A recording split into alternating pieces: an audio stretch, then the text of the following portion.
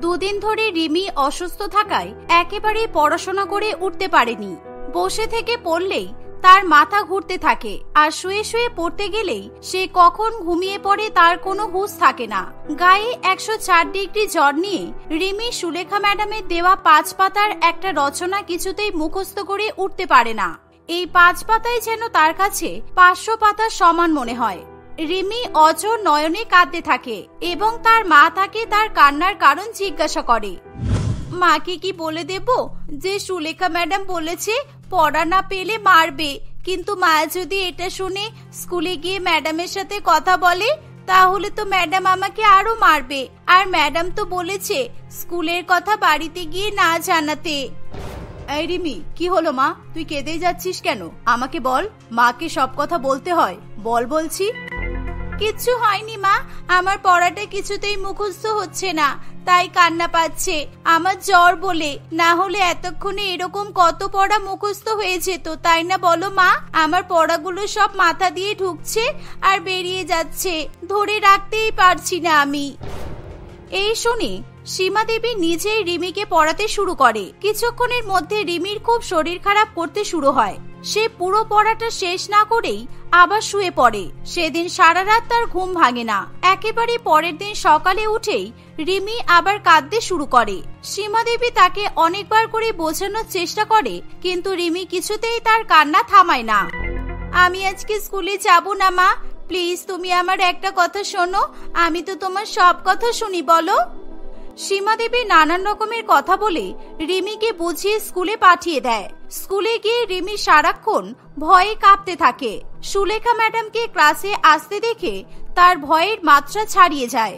Sulekha madam এতটাই রাগী ছিল যে তার ভয়ে কিছু কিছু ছেলে মেয়ে প্রায় স্কুলে আসতো না।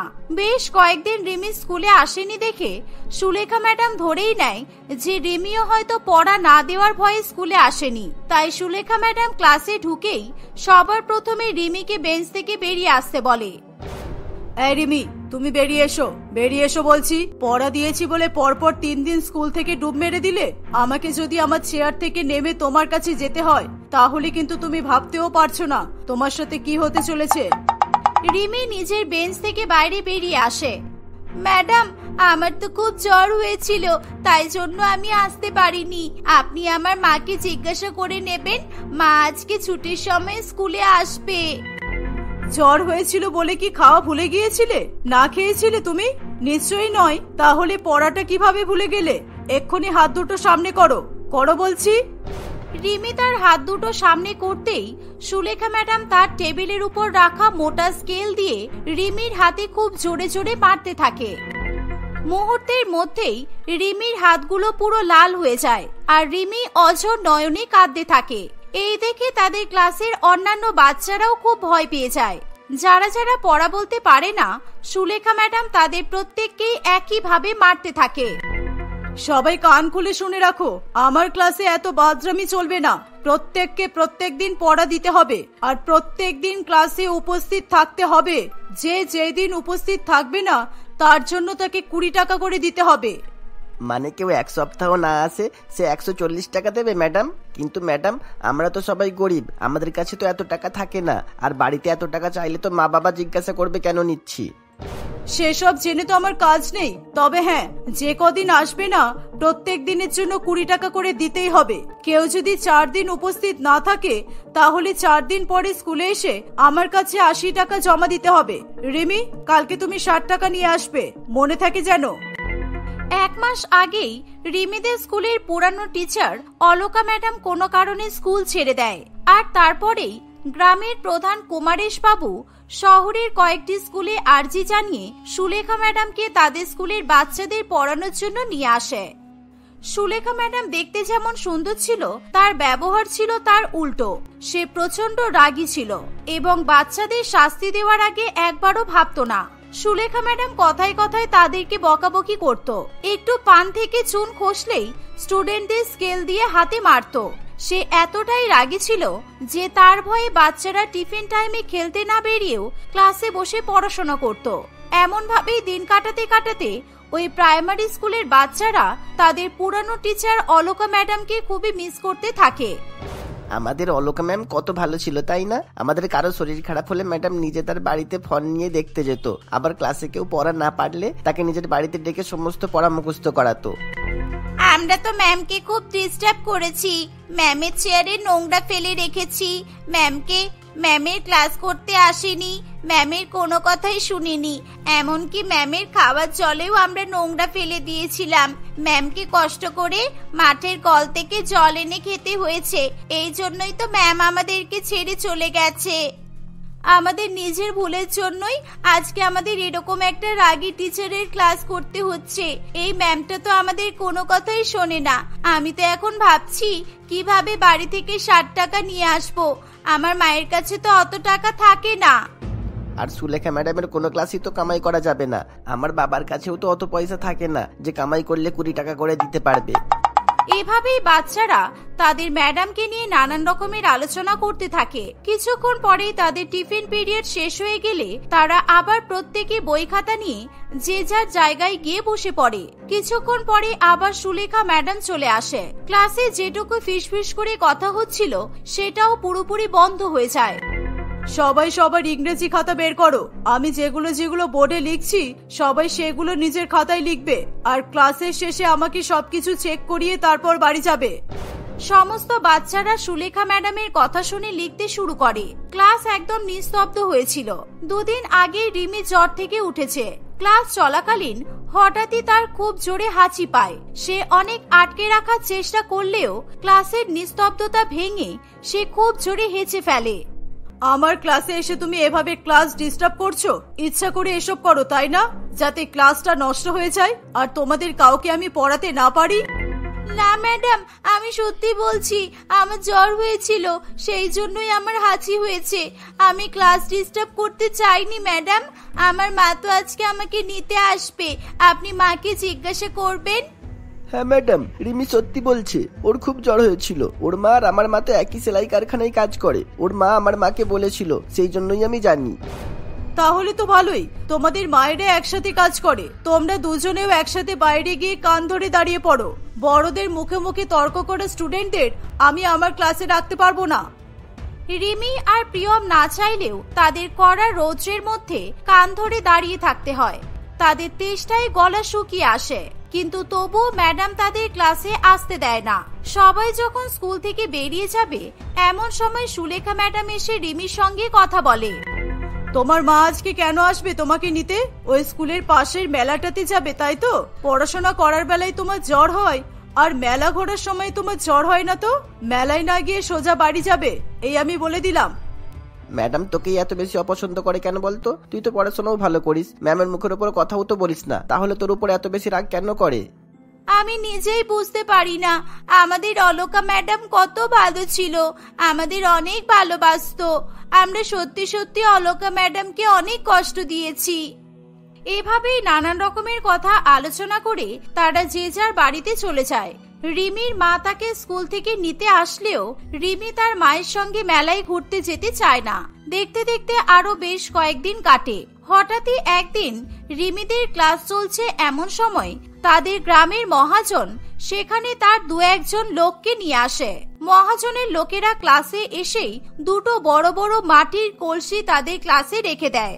সুলেখা ম্যাডাম কিছুই বুঝে উঠতে পারে না, তাই সে মহাজনকে এমন করার কারণ জিজ্ঞাসা করে।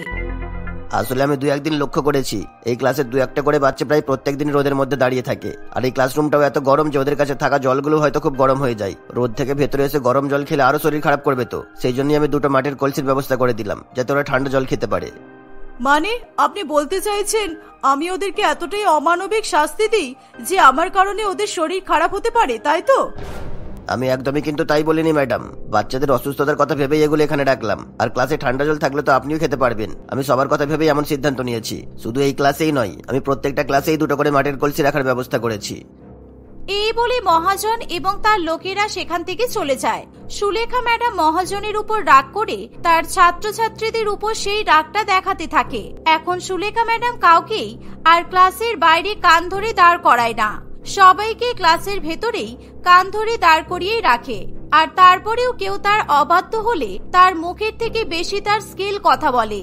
এমনই একদিন ম্যাডামের কাছে বকা খেয়ে রিমির গলা শুকিয়ে আসে। সে কলসি থেকে জল খেতে যাবে এমন সময় সে লক্ষ্য করে জলের মধ্যে নানান রকমের নোংরা আবর্জনা পড়ে আছে। আমি তো একটু আগেই জলটা খেলাম, আমি তো দেখিনি এমন কিছু, তাহলে কি আমি নোংরা জল খেয়ে নিলাম? এই বলেই সুব্রত ঘৃণায় ক্লাসের মধ্যেই বমি করতে থাকে। সারা ক্লাসের মধ্যে একটা হুলুস্থুলু কাণ্ড শুরু হয়ে যায়। তাদের ক্লাস থেকে এমন গন্ডগোলের শব্দ আসছে শুনে সুলেখা ম্যাডাম সহ আরো বাকি শিক্ষক শিক্ষিকারা সেখানে চলে আসে। আর গ্রামের মহাজনকেও খবর দেওয়া হলে সেও সেখানে চলে আসে। আপনি একজন শিক্ষিকা হয়ে এইটুকু নজর রাখবেন না যে ওদের খাওয়ার জলটা নোংরা হয়ে গেছে কিনা? এখন যদি এই বাচ্চাগুলোর কোনো গুরুতর শরীর খারাপ হয় তাহলে তার দায়িত্ব কে নেবে? হ্যাঁ, এই বাচ্চাগুলোর মেশানো নোংরা জল খেয়ে যখন আমার বোনের ফুড পয়জন হয়েছিল, আরো 10 দিন হসপিটালে ভর্তি ছিল, তখন আপনারা কেউ একবার ওকে দেখতে গিয়েছিলেন? আর এই জল আমি নোংরা করিনি, ওরাই করেছে। ওদের এসবেরই স্বভাব আছে। আপনার বোন সে কি আমাদের স্কুলেই পড়ে? আপনাদের স্কুলে পড়ে না, আমার আগে এই ক্লাসের ছেলে মেয়েগুলোকে আমার বোনই পড়াতো। হ্যাঁ, ঠিকই ধরেছেন, আমি অলকা ম্যাডামের দিদি। এই ক্লাসের ছেলে মেয়েরা আমার বোনের জীবনটা একেবারে অতিষ্ঠ করে রেখেছিল। তাই বলে বাচ্চাদের উপর অত্যাচার করাটা ঠিক নয় ম্যাডাম। ওদেরকে দৃষ্টান্তমূলক শিক্ষা দেওয়া উচিত, যেটাই ওরা ভয় পাবে এবং মনেও রাখবে। আমার বোন তো সেটাই চেষ্টা করেছিল। এরা এতটাই অমানবিক যে এই রিমি আর ওর বন্ধুরা মিলে আমার বোনের সাইকেলটা ধাক্কা মেরে ফেলে দিতেও একবারও ভাবেনি। আজকে 3 মাস হয়ে গেল আমার বোন পা ভেঙে বিছানায় পড়ে আছে। আমার বোনের সাথে কি কি করেছে আপনি জানেন? আমার বোন ওদের অনেক ভালোবাসার চেষ্টা করেছিল, কিন্তু ওরা ভালো হয়নি। তাই আমাকে শক্ত হাতেই ব্যাপারটা সামলাতে হয়েছে। আমি চাই ওরা সৎ পথে আসুক। সুলেখা ম্যাডামের কথা শুনে কুমারেশ বাবু খুবই লজ্জায় পড়ে যায়। ক্লাসে সবাইকে সমস্ত কিছু জিজ্ঞাসা করে সত্যতা যাচাই করার জন্য, এবং ক্লাসের বাচ্চারাও সবকিছু স্বীকার করে নেয়। কিন্তু তারা এটাও বলে সুলেখা ম্যাডাম তাদের কাছ থেকে কি কি কারণে টাকা নেয়। টাকা নেওয়ার কথা শুনে কুমারেশ বাবু খুবই অবাক হয়ে যায়। প্রত্যেকের নাম করে তাদের খাতায় আলাদা করে করে টাকাগুলো জমিয়ে রেখেছি। টাকা নেওয়ার প্রধান উদ্দেশ্য এই ছিল যাতে ওরা স্কুল কামাই করে ঘুরে না বেড়ায়। এখানে অনেক এরকম ছেলে মেয়ে আছে যারা স্কুল ড্রেস পরে বেরিয়ে মাঠে ঘাটে খেলাধুলা করে বেড়ায়, কিন্তু স্কুলে আসে না। তাই আমি ওদেরকে বলেছিলাম যে স্কুলে না আসলে আমাকে টাকা দিতে হবে। আর তারপর থেকে আমার স্কুলে অনুপস্থিতির হার অনেক কমে গেছে। ম্যাডামের কথা শুনে কুমারেশ বাবু অনেক অবাক হয়ে যায়। সুলেখা ম্যাডাম তার ক্লাসের বাচ্চাদের কাছে ক্ষমা চায়। কয়েকদিন পরে সে স্কুল থেকে রিজাইন করে চলে যায়, আর বাচ্চাদের পুরানো অলকা ম্যাডাম আবার তাদের স্কুলে ফিরে আসে। আরতি দেবী তার 5 ছেলে শুভ, সুপ্রিয়, দেবাশিস, নির্মল, বিবেক এবং তার 5 বৌমা মালতী, কেতকী, সুরভি, অদ্রিজা ও নন্দিনীকে নিয়ে একটি শহরে বসবাস করত। বাইরে থেকে দেখলে তাদের সংসার সুখের মনে হলেও আরতি দেবীর 3 শহুরে বৌমার কারণে তার মনে শান্তি ছিল না। একদিকে তার 3 শহুরে আর নির্লজ্জ বৌমা কোন রকমের অবকাশ ছাড়ত না তাকে লোক সমাজে অপমানিত করার। অন্যদিকে তার 2 সংস্কারী গ্রামের বৌমা সমস্ত রকম ভাবে তাদের সংসারকে সব দিক থেকে রক্ষা করার চেষ্টা করত। মালতী, কেতকী, তোমরা দুজনে একবার তোমাদের জায়েদেরকে ফোন করে দেখো তো ওরা কোথায় আছে। কোন সকালে বেরিয়েছে, এখনো বাড়ি আসার নাম নেই। এরা কি বাড়ির কারোর কথা ভাবে না, নাকি এরা আমাদেরকে নিজেদের বাড়ির লোক বলে মনেই করে না? এক্ষুনি ফোন করছি মা, আপনি একদম চিন্তা করবেন না। আমি আপনার জন্য লেবুর শরবত করে রেখেছি, আপনি ওটা খেয়ে একটু বিশ্রাম করবেন। চলুন, এরকম সারাদিন বসে বসে চিন্তা করলে আপনার তো শরীর খারাপ করবে। তোমাদেরকে দেখে আমি শুধু ভাবি যে কোন কুক্ষণে যে নিজের ছেলেদের জন্য শহরে বউ আনতে গেলাম। এখন আমরা শহরে থাকলেও আমাদের সারা জীবন তো গ্রামেই কেটেছে। গ্রাম শহরের পার্থক্য আমার থেকে ভালো কে বুঝবে? আমার বড় 2 ছেলের মতো যদি ছোট 3 জনকেও নিজে দেখে বিয়ে দিতাম তাহলে হয়তো এমন দিন দেখতে হতো না। আপনি ওদেরকে এমন ভাবে বলবেন না মা, ওরা তো শহরে বড় হয়েছে। থাকা, খাওয়া, চলাফেরা সবই আমাদের থেকে আলাদাই হবে। আর গ্রামের মেয়েরা তো ছোট থাকতেই সংসার সামলাতে শিখে যায়, কিন্তু আমার শহুরে জায়েরা তো সেটা জানে না। আপনি চিন্তা করবেন না মা, আমি এক্ষুনি ওদের ফোন করছি। তার আগে আপনি নিজের ঘরের দিকে চলুন, আমি শরবত বানিয়ে আপনাকে দিয়ে আসছি। একটু পরেই কিন্তু আপনার একটা ওষুধ খেতে হবে। আরতি দেবী তার গ্রামের 2 বৌমাকে যতই দেখে ততই অবাক হয়। দেখতে দেখতে আরো কিছুটা সময় গড়িয়ে যায়। রাত তখন প্রায় 11টা বাজে। তখন আরতি দেবীর 3 নির্লজ্জ শহুরে বৌমা বাড়ি ফেরে। তাদের পোশাক পরিচ্ছদ মালতী আর কেতকীর থেকে অনেক আলাদা ছিল।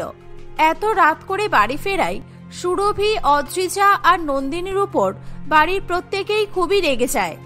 যদিও এমন ঘটনা তাদের বাড়িতে নতুন ছিল না, কিন্তু তবুও এত রাত করে আরতি দেবীর 3 শহুরে বৌমা আগে কোনোদিনও ফেরেনি।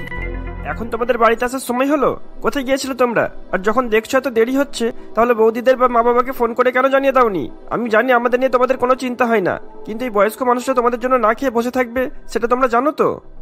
ও কামান দেবাশিস, তুমি এত ব্যাকডেটেড কথাবার্তা বলো না তো। বিয়ের আগে কি তোমরা কখনো আমাদেরকে নাইট ক্লাবে নিয়ে যাওনি? তারপর আমাদেরকে বাড়ি পৌঁছে তোমরা কখনো রাত 12টার পরে বাড়ি ফেরোনি? তখন তোমাদের মায়ের কথা মনে পড়তো না?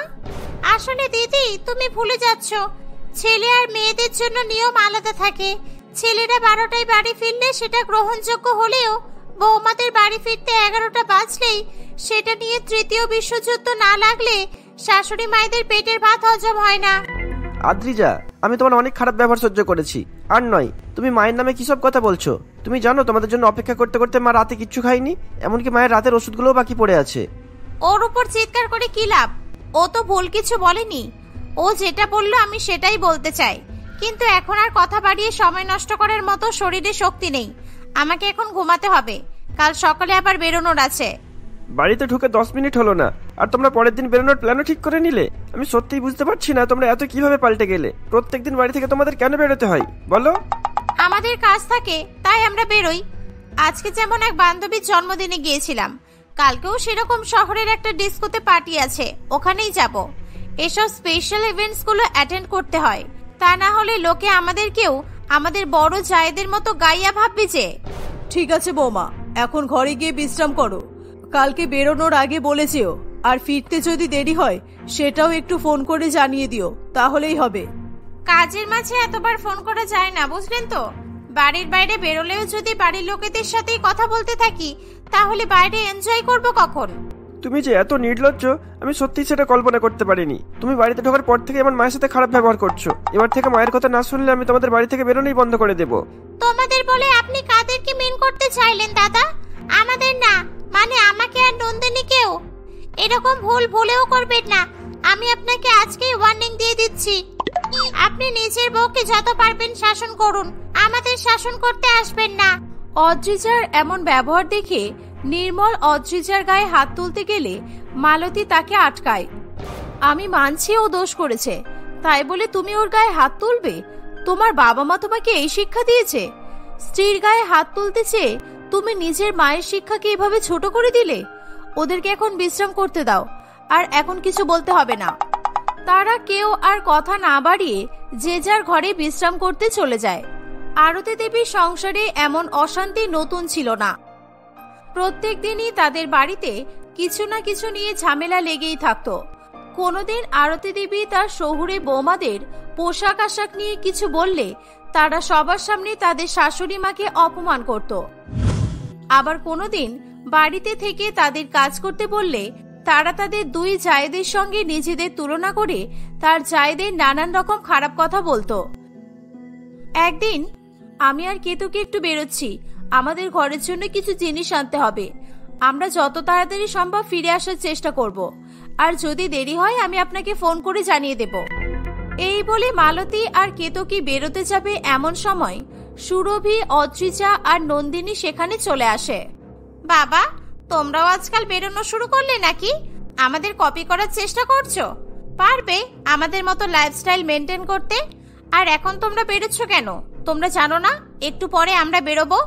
তোমাদের বাড়ি ফিরতে দেরি হলে তো আমাদেরও বেরোতে দেরি হয়ে যাবে। আমরা তো ঘুরতে যাচ্ছি না কোথাও, আমরা তো ঘরের কাজই করতে যাচ্ছি। আমাদের বেশিক্ষণ লাগবে না, তোমরা তৈরি হতে থাকো, আমরা তাড়াতাড়ি চলে আসবো। কথাটা যেন মনে থাকে, আমাদের কিন্তু একটু তাড়া আছে। ইভেন্ট শুরু হওয়ার প্রায় 10-15 মিনিট আগে আমাদেরকে পৌঁছাতে হবে। তোমরা দেরি করলে আমাদের অসুবিধা হবে। তোমরা ওদেরকে তাড়া দিচ্ছ কেন? ওরা ওদের ঘরে সব কাজ করে তারপর বেরোচ্ছে। তোমাদের বেরোনোর হলে তোমরাও বেরিয়ে যাও, ওদেরকে তাড়া দিয়ে কোনো লাভ নেই।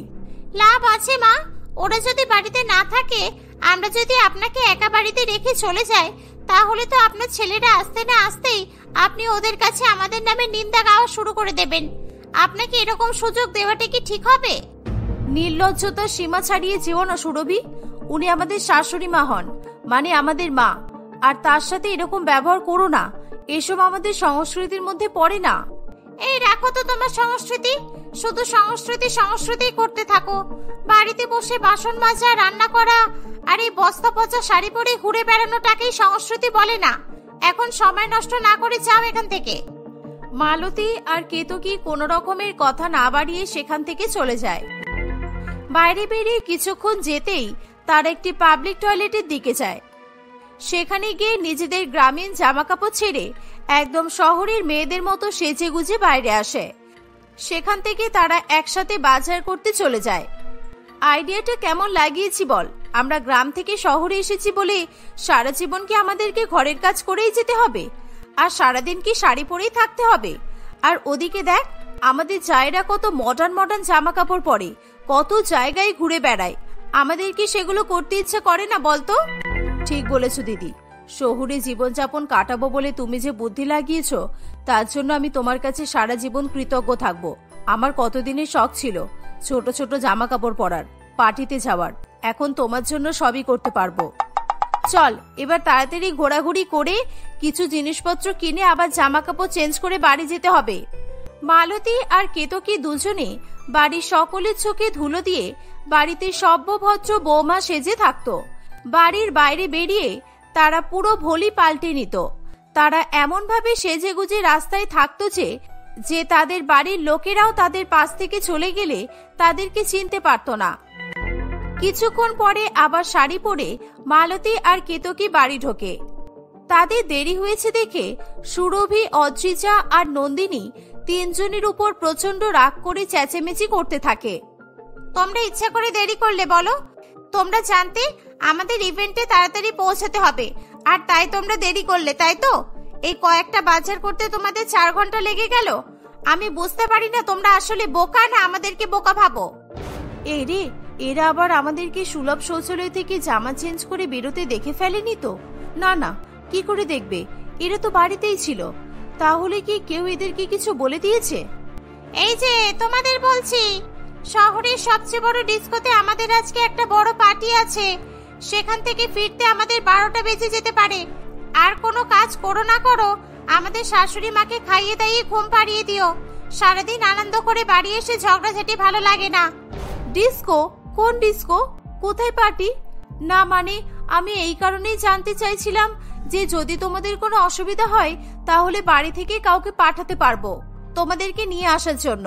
বেশি রাত হয়ে গেলে তোমরা যদি ট্যাক্সি না পাও তাই আর কি।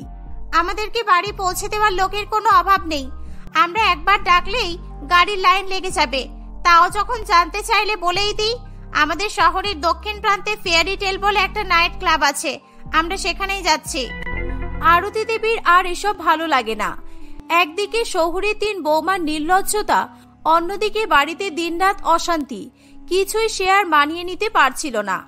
সুরভি, অদ্রিজা আর নন্দিনী বাড়ি থেকে বেরিয়ে গেলেই আরতি দেবী নানান রকমের চিন্তা করতে থাকে। এটা ওটা ভাবতে ভাবতেই হঠাৎ সে নিজের জানালার সামনে আসে, আর সে দেখতে পায় যে মালতী এবং কেতকী কোথায় যেন হঠাৎ করে বেরিয়ে যায়। আরতি দেবী সঙ্গে সঙ্গে তাদেরকে ফোন করে, কিন্তু তারা ফোন বাড়িতেই রেখে গিয়েছিল। মালতী আর কেতকী খুব ছোট ছোট পোশাক পরে নাইট ক্লাবে চলে যায়।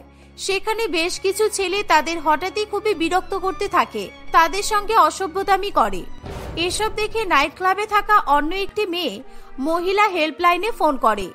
মালতী আর কেতকী কোথায় চলে গেল সেই চিন্তায় আরতি দেবীর শরীর খারাপ হতে থাকে। একটু দেখ না বাবা, আমাদের শহুরে বৌমারা এতক্ষণ বাইরে থাকলে আমি চিন্তা করি না। আমি জানি ওরা ঠিক কোনো না কোনো ভাবে চলে আসবে, কিন্তু মালতী আর কেতকী তো গ্রাম থেকে এসেছে, শহরের কিছুই বোঝে না। খুঁজে দেখ না কোথায় গেল বউ দুটো। মালতী আর কেতকীকে খুঁজতে তাদের স্বামীরা বাড়ির বাইরে বেরোবে এমন সময় সুরভি, অদ্রিজা আর নন্দিনী ছোট ছোট শহুরে পোশাক পরা মালতী আর কেতকীকে বাড়িতে নিয়ে আসে। বাড়ির কেউই কিছু বুঝতে পারে না। তাদেরকে জিজ্ঞাসা করলে মালতী সব তাদেরকে খুলে বলে। তাদের ব্যবহারে প্রত্যেকেই অবাক হয়ে যায়। কিন্তু বৌমা, তোমরা এদেরকে কোথায় পেলে? ওদের কোনো ক্ষতি হয়নি তো? ওরা যে তোমাদের পিছন পিছন ডিস্কোতে চলে যাবে আমি তো ভাবতেই পারিনি। আমরা কোনো ডিস্কোতে যাই না মা, আমরা আসলে মহিলা হেল্পলাইনে কাজ করি। আপনাদের বাড়িতে জানিয়ে দিলে আপনারা কখনোই এরকম ঝুঁকিপূর্ণ কাজ আমাদেরকে করতে দিতেন না। তাই প্রত্যেকদিন আমাদেরকে পার্টি, ইভেন্ট, ডিস্কো এসবের মিথ্যা কথা বলে বাড়ি থেকে বের হতে হতো। আজকেও তাই বলেছিলাম। আমি ভেবেছিলাম কেউ তো আর গিয়ে দেখবে না, তাই একটা যে কোনো নাইট ক্লাবের নাম বলে দিয়েছি। তোমরা মহিলারা হেল্পলাইনে কাজ করে বলেই আজ আমাদের স্ত্রীরা সুস্থভাবে ফিরে এলো। সবাই তোমাদের কত ভুল বুঝেছে, কত অপমান করেছে, আর সেগুলো ভাবলেই লজ্জা লাগছে। তোমরা সবাই আমাদেরকে ক্ষমা করে দাও। আমরা সুরভিদের মতো জীবনযাপন করব বলে ওদের মতো সাজগোজ করে ঘোরাফেরা করা শুরু করেছিলাম। নাইট ক্লাবের কথা শুনে আমরা লোভ সামনে রাখতে পারিনি। সুরভি, অদ্রিজা আর নন্দিনী না থাকলে হয়তো আজকে আমাদের বাড়ি ফেরাই হতো না। সুরভি এবং বাকিরাও মিথ্যা বলে সবাইকে কষ্ট দেওয়ার জন্য ক্ষমা চায়। সেদিনের পর থেকে সুরভি, অদ্রিজা এবং নন্দিনীকে আর মিথ্যা কথা বলে কাজে যেতে হতো না।